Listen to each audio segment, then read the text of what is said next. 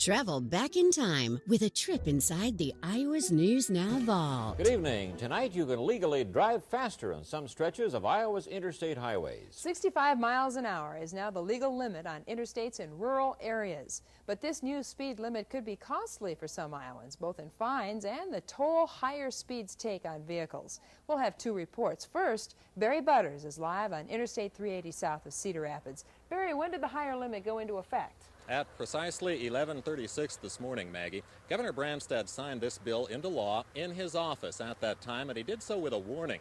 He said that the new higher limit will be strictly enforced. Please to sign Senate File 311 at this time. By early this afternoon, Department of Transportation workers were installing the new signs, and drivers were quickly getting used to driving faster. Everybody should enjoy it now. They should be able to drive 55 or 65, no problem now. People were honking when you went by. Yep, they really enjoyed it. Well, they seem like they're excited about it. How does that make you feel? Just great.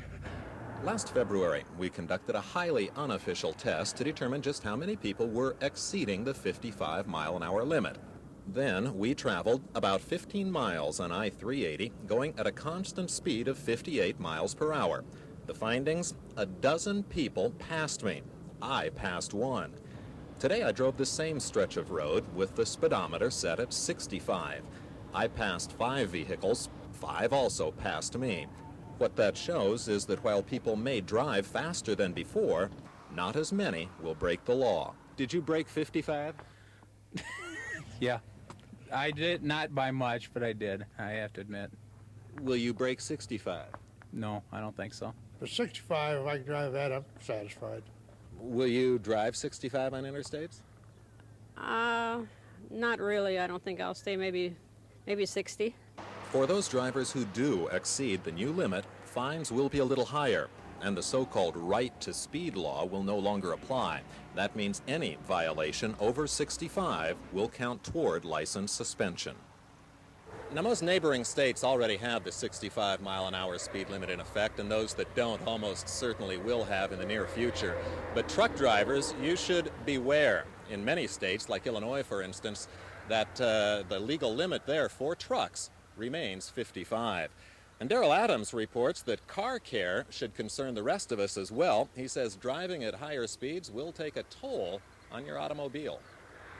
I think the necessity for absolutely maximum maintenance and first-class repair of their vehicle is even greater when the speed limits go up. Hartwig owns and operates MHI Auto Center in Iowa City. He says traveling at 65 miles per hour increases your chance of mechanical problems with your car. Hartwig says with the proper maintenance, most cars will operate safely at the increased speed.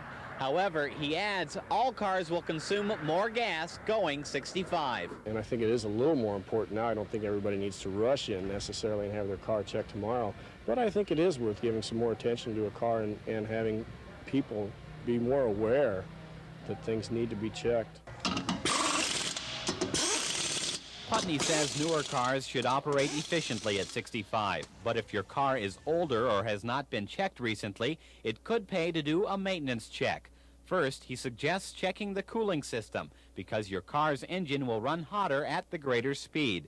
Your tire's alignment and tread should also be checked to ensure better handling. He also suggests testing your brakes and steering response. Putney adds regular maintenance checks like this will increase your car's performance and safety. Darrell Adams, 2 Action News.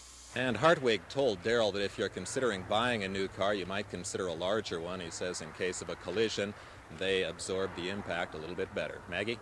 Barry, you're standing next to the interstate there. Does it seem like the cars are moving faster?